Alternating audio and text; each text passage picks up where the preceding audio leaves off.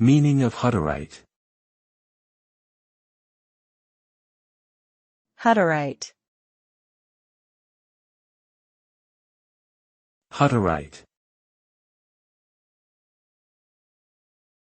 Hutterite. Hutterite.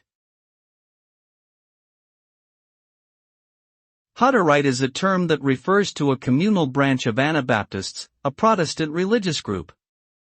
They originated in the Austrian Tyrol during the 16th century and were founded by Jacob Hutter. The Hutterites live in colonies or communes where they share all their possessions and work together for the common good of the community.